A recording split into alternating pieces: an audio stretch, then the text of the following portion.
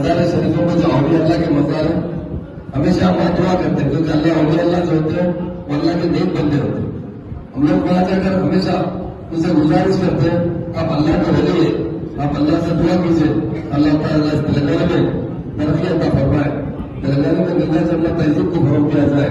تلنگانہ کی ترقی اور سی اللہ کی ناراضی ہوگا ان کے اقتدار کے لیے دعا کیجیے. جتنے لوگ یہاں شریک ہیں میں سب کا فتن دل کی گہرائی سے شکریہ ادا کرتا ہوں, میڈیا بھائیوں کا بھی شکریہ ادا کرتا ہوں. اور اس مسجد کے صدر اور یہاں کے متعلق جتنے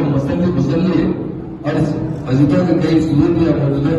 سب کا دل کی گہرائی سے شکریہ ادا کرتا ہوں. آپ نے جو مجھے موقع دیا اور ہمارے ساتھیوں کو جو موقع دیا ہم اس کا دل کی گہرائی سے شکریہ ادا کرتے ہوئے میں اپنی بات ختم کرتا ہوں. ہمیشہ اللہ تعالیٰ سے دعا کرو اللہ تعالیٰ تمام تلنگانہ کے ہندو مسلم بھائی, تلنگانہ کے ہندوستان کے تمام بھائی میں محبت ہے, آپس میں مل جل کر رہے اور ترقی کریں, یہی ہمارا مقصد ہے. اسی لیے آج آ کر اولیاء اللہ کے مزار پر چونکہ گلگل کے اندر بہت بڑی درگاہ ہے, جب 11 شہیدان رہتے ان کی مزار پر جا کر ہم نے جو بھی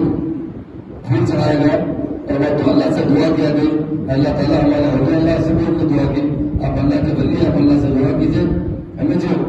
آج کے دور کے اندر ہمیں جو چاہیے, ہمیں کیا چاہیے, ہمیں پیار چاہیے, محبت چاہیے, ہماری ترقی چاہیے. یہ ہمارے سی ایم صاحب نے ہماری اسٹیٹ میں بہت اچھی طرح